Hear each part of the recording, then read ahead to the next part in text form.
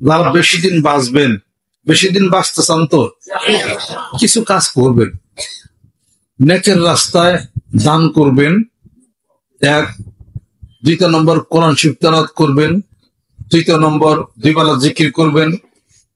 চতুর্থ নম্বর 5 ওয়াক্ত নামাজ পড়বেন। পঞ্চম নম্বর ফজর নামাজ কাজা করবেন না। ষষ্ঠ নম্বর দুপুর খেয়ে রেস্ট নেবেন। 7 নম্বর রাত্রিতে কম খাবেন। 8 নম্বর রাত্রিতে খাওয়ার পরে কিছু হাঁটবেন। 9 নম্বর সারাদিনে আধা ঘন্টা হাঁটবেন।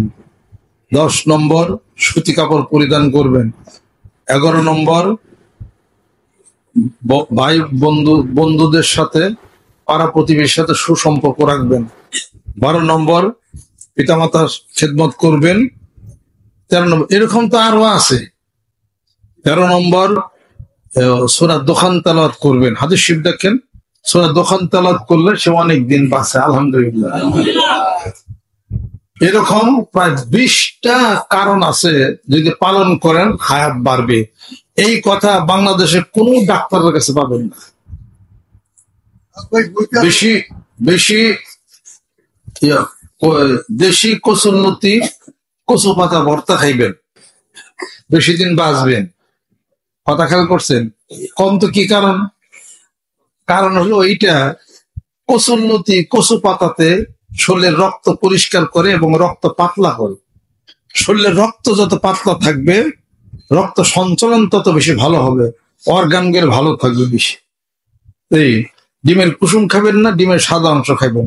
প্রতিদিনই কমপক্ষে 1 চামচ করে মধু খাবেন, 2টা করে খেজুর, 1 কাপ করে পাতলা দুধ, 1 বলক করে দুধ, দিনে 2 কাপ করে খাইবেন। আর মুখে বকাবের যে কাউকে করবেন না। দানের হাত বড় রাখবেন, সবসময় কিছু না কিছু দান করবেন। দান করলে হায়াত বাড়ে, বিপদ মুক্তি হয়। এগুলো যাই না রাখেন। কিছু কিছু নিয়ম আপনারা যদি পালন করেন ঠিক মতো, আমি বই লিখে দিতেছি, তাহলে ইনশাল্লাহ তারা দেখবেন যে আপনার শরীরের হিসাবপত্র বাইরে গেছে। কম কম খাবেন, কম কম খাবেন। ভাত সর্বোচ্চ 2 কাপ, এর বেশি খাইতে পারবেন না। ভাত 1 কাপ ভাতই হলো বেশি। সকালে 2 রুটি, 1 কাপ দুধ, 2টা খেজুর খাইবেন। এতে খায়া কিছু হয় নাকি? এইটাই খায় হইব। পেট ভরে ভাত খাই হলো অকালে মরছিলাম। শরীরে পাতলা থাকবে, পানি বেশি বেশি খাবেন।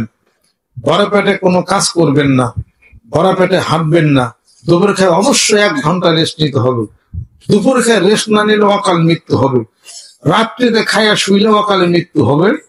আর বেশি রাত্রে খাইলেও তার অকাল মৃত্যু হবে। কি কারণ তা জানেন? রাত 10টার পরে হরমোন সিক্রেশন হয় দেহে। বেশি রাত্রে যদি খান, শুবেন কোন সময়, তাহলে হরমোন ইমব্যালেন্সড হয়ে যাবে। হাইপোথাইরয়েডিজম হবে অথবা হাইপার থাইরয়েডিজম হবে। হাইপার হাইপো দুইটার যে কোনো একটা হইতে পারে। ইমব্যালেন্সড হয়ে যাবে, শরীর হয়তো মোটা হবে, হয়তো চিকন হবে, হয়তো ডায়াবেটিস বেড়ে যাবে, অথবা প্রেশার বেড়ে যাবে। এই ধরনের উল্টা পাল্টা দেহ হয়ে যাবে। পরিমিত ঘুম করতে হবে। ফজর নামাজ কাজা করা যাবে না। যে লোক ফজর নামাজ কাজা করে ঘুমাসে থাকবে, ওই লোকের হায়াত কমা শুরু করবে।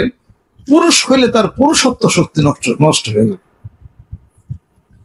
ফজরের পরে বয়ান করছেন, পুরুষ হলে পুরুষত্ব শক্তি নষ্ট হয়ে যাবে, কিন্তু খুব সাবধান করবো এইসব করতে। এটা কাজে এই নিয়ম মোটামুটি 12-14-15টা নিয়ম কইলাম, এটা পালন করেন।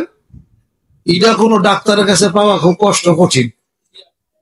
এগুলা সব মিলিয়ে ডাক্তারি আমাদের দেশে করে না মানুষ। ডাক্তাররা সবটির হিসাবপত্র আপনার কাছে দিব না।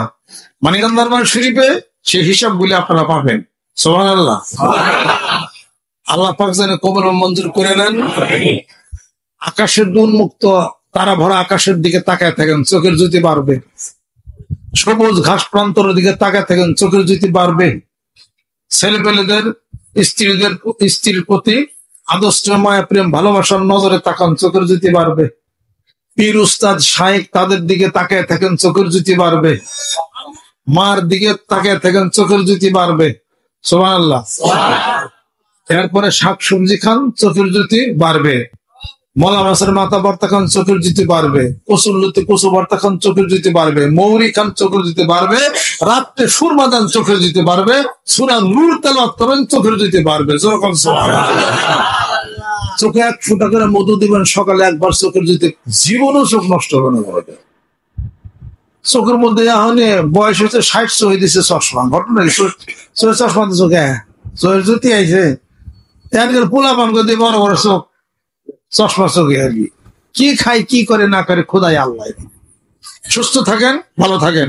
মানিকগঞ্জ দরবারের সকলকে আহ্বান জানায় আল্লাহ পাক যেন কবুল করে নেন, রহমত বরকত আল্লাহ পাক যেন নাজিল করে দেন।